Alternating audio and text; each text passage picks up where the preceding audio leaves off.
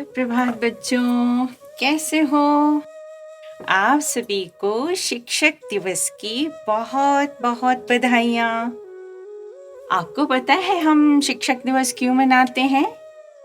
शिक्षक दिवस हम मनाते हैं हमारे स्वतंत्र भारत के प्रथम उपराष्ट्रपति यानी कि वाइस प्रेसिडेंट सर्वपल्ली श्री राधाकृष्ण उनके जन्मदिन के रूप में मनाते हैं। और फिर वो अपनी योग्यता से, अपनी काबिलियत से, अपने लोकप्रियता से वो भारत के दूसरे राष्ट्रपति बने थे।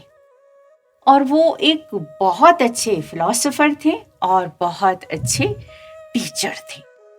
क्योंकि हम किसी टीचर को बहुत अच्छा तब मानते हैं जब उसके स्टूडेंट्स उनको प्यार करते हैं, उनकी रिस्पेक्ट करते हैं, उनकी कदर करते हैं। क्यों करते हैं? कि उनकी कही हुई बातें, उनकी दी हुई शिक्षा से उनको बहुत फायदा होता है और वो उसके कारण उनको बहुत प्यार करते हैं।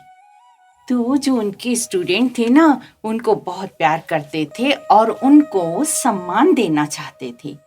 उस सम्मान के लिए उन्होंने एक प्लान बनाया कि हम श्री राधा कृष्ण जी जो उनके टीचर हैं, उनका हम बर्थडे सेलिब्रेट करेंगे।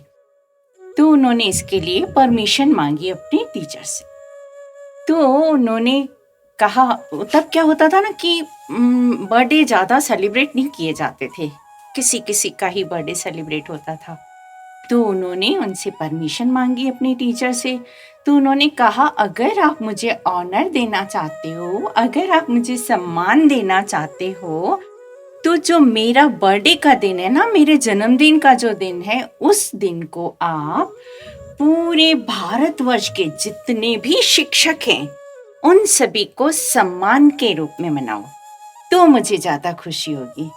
कर दी ना उन्होंने एक स्पेशल बात, यूनिक बात है ना। हम अपना ही बर्थडे सेलिब्रेट करना चाहते हैं और उन्होंने क्या चाहा कि पूरे भारतवर्ष के जितने शिक्षक हैं उनको सम्मान दिया जाए। और तब से लेकर आज तक उनका जन्मदिन 5 सितंबर जो है वो शिक्षक दिवस के रूप में मनाया जाता है। तो अच्छा बच्चों, एक बात बताऊं, आपने बहुत बार अपने स्कूल बैचेस पर, स्कूल बुक्स पर, स्कूल की डायरीज पर और स्कूल के अंदर जो बोर्ड एंट्री पे होता है उस पे लिखे होते हैं वो कोटेशन, क्या लिखा होता है? असतोमा सद्गमय, तमसोमा ज्योतिर्गमय, मृत्योमा अमृतम गमय। कभी इसका मतलब समझने की कोशिश करी है? क्या होता है? इसका मतलब होता है असत्य से सत्य की ओर ले चलो। तमसोमा ज्योतिर्गमय यानी कि तमस यानी अंधकार से प्रकाश की ओर ले चलो। अंधकार माना अज्ञान, अज्ञान से ज्ञान की ओर, विद्या की ओर हमें ले चलो। फिर आता है मृत्युमा अमृतम गमय यानी कि मृत्यु से अमरता की ओर ले चलो। अब ये दुनिया ही मरणशील है, जो आया है वो जाता है, लेकिन अमर कैसे हो जाएगा?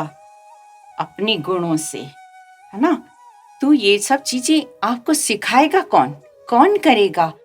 इस प्रार्थना का मतलब ही ये होता है कि मुझे अंधकार से प्रकाश की ओर ले चलो, मुझे मृत्यु से अमरता की ओर ले चलो, मुझे असत्य से सत्य की ओर ले चलो। लेकिन कौन करेगा ये सब? ये करते हैं आपके गुरु, आपके शिक्षक, आपके टीचर्स, आपके मेंटर्स, आपके लेक्चरर्स, आपके प्रोफेसर। ये सब आपको वो सब देते हैं जो जो आपने ईश्वर से इन चीजों में प्रार्थना करी हुई होती है ना? तो ये कार्य वो कार्य हैं जो बड़ी शिद्दत के साथ, बड़ी कर्तव्य निष्ठा के साथ हमारे टीचर्स पूरा करते हैं। एक बार ना 2 बच्चे आपस में बात कर रहे थे, तो वो पूछ रहे थे कि ना कि माँ जो है वो बच्चे को हमेशा गोदी में उठाती हैं और पिता हमेशा बच्चे को कंधे पे उठाते हैं, ऐसा क्यों? तो उसने कहा कि माँ इसलिए गोदी में उठाती हैं कि बच्चा आराम से रहे। उसमें क्या होता है, बच्चा जहां तक माँ देखती है बच्चा वहीं तक देख पाता है। पिताजी कंधे पे उठाते हैं कि मेरे से दूर तक उसकी नजर जाए और वो मेरे से ज्यादा सफल हो, आगे बढ़े, इसलिए पिताजी उसको कंधे पे उठाते हैं। बात अच्छी थी। फिर लेकिन ये टीचर क्या करते हैं? टीचर एक बच्चे को अपने पैरों पर खड़ा होना सिखाते हैं और उसको इतना काबिल, इतना योग्य बनाते हैं कि इस भरी दुनिया में तुम अपनी एक अलग पहचान बनाओ, कुछ करके दिखाओ। उसके लिए उसको वो सामर्थ्य टीचर देते हैं। शिक्षक जो है ना, वो आप जो सपने देखते हो ना कि हम ये बनेंगे, हम वो बनेंगे, उन सबको पूरा करने में जो आपके सबसे ज्यादा सहायक होते हैं ना, आपके जो सपने होते हैं ना, उनको जो हकीकत में बदलने का काम करते हैं ना, वो आपके टीचर्स करते हैं।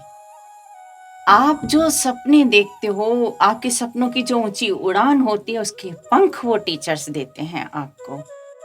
आप कुछ भी बनना चाहो, जैसे आप बनो, आप तीनों टाइप की जो हमारी आर्मी है उसके सोल्जर्स बनो, आप डॉक्टर्स बनो, आप इंजीनियर बनो, आप इसरो में जाओ, आप नासा में जाओ, या आप बहुत बड़े बिजनेसमैन बनो। ये सारे मिलकर ही एक देश की पूरी जो इंफ्रास्ट्रक्चर उसको तैयार करते हैं, और ये कार्य करने वाले होते हैं हमारे टीचर्स। कौन कर सकता है इसके अलावा? जो आपको डिसिप्लिन सिखाते हैं, जो आपको शिक्षा देते हैं, वही ना। आप जब उस समय होते हो कि आपका पूरा जो फ्यूचर है अंधेरे में होता है, कि हमें नहीं पता होता है कि आगे का क्या मार्ग होगा। लेकिन जैसे एक गाड़ी की हेडलाइट्स होती है ना, कि बहुत अंधेरी सड़क हो और उसमें 2 मीटर की आगे तक रोशनी जाती है हमारी गाड़ी की हेडलाइट से, तो टीचर आपको हेडलाइट की तरह आपके रास्ते को ऐसे ऐसे रोशन करते जाते हैं, ऐसे आप आगे बढ़ते जाओ।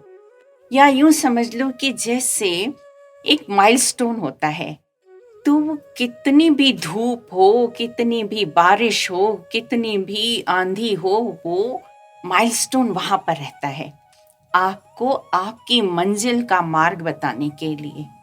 तो वैसे ही टीचर भी आपको, मतलब बहुत ही कष्ट सहकर, बहुत ही असुविधा में रहकर, वो आपका मार्गदर्शन करते हैं कि आपकी मंजिल इस तरह है।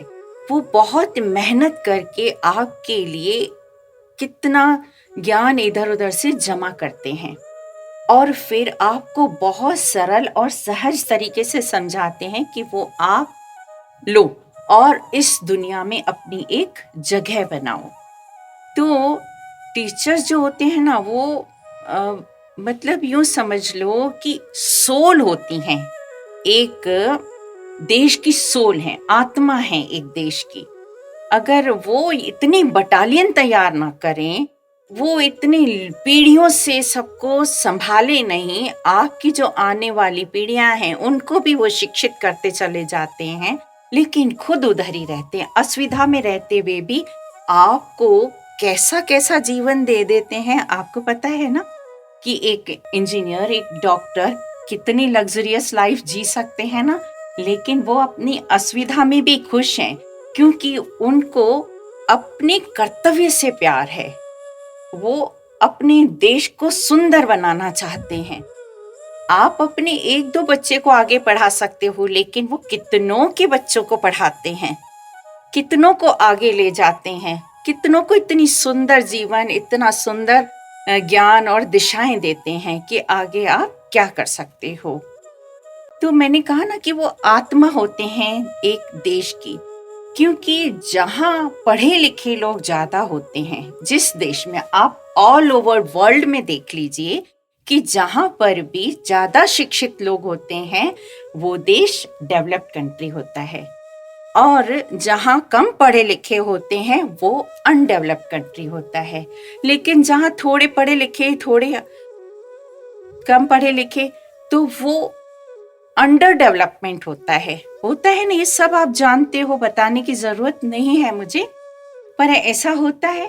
तो इसका मतलब एक टीचर क्या जिम्मेदारी निभाते हैं, तो समझ गए ना कि कैसे वो एक देश की आत्मा होते हैं। और दूसरी बात, वो आपको ऐसा धन दे देते हैं कि आपके हाथों में कुछ न बचे, समझो, फिर भी आप बड़े धनवान होते हो। वो ऐसा धन दे देते हैं आपको कि आप जीवन पर्यंत उसके इंस्टॉलमेंट से अपना जीवन यापन कर सकते हो। पता है कैसे?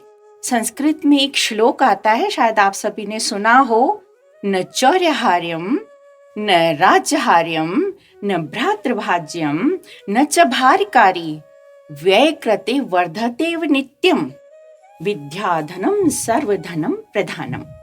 मतलब न आपसे चोर छीन सकता है, न राजा छीन सकता है, न भाई बंटवारा कर सकता है, न ही वो भार है कि आप उठाते फिरो और जितना बांटोगे उतनी बढ़ती चली जाती है। और मतलब इस धन से ज्यादा कीमती धन कौन सा होगा, बताओ? तो इस धन से आपको धनी बना देते हैं, इस धन से अमीर बना देते हैं आपको आपके टीचर्स, आपके गुरु, आपके मेंटर्स और आपके शिक्षक, है ना? तो हमेशा उनकी बहुत बहुत बहुत कदर किया करो, क्योंकि श्रद्धावान लभते ज्ञानम, जो श्रद्धा नहीं रखता उसको ज्ञान हासिल नहीं हो सकता। आप देखते हैं ना, एक क्लास में अगर 30-35 बच्चे होते हैं तो कुछ ही बच्चे आगे बढ़ पाते हैं। क्यों पीछे रहते हैं कुछ? क्योंकि वो टीचर्स की बात को ज्यादा महत्व नहीं देते। जो महत्व नहीं देते उनको दुनिया महत्व नहीं देती। इसलिए हमेशा अपने टीचर्स की कदर किया करो। टीचर्स आपके भविष्य के निर्माण में सहायक होते हैं। ठीक है बच्चों, आज इतना ही। और मेरे चैनल दुर्गा वासुदेव को सब्सक्राइब जरूर कर लेना। I love you, I like you, I respect you all. God bless you all बच्चों।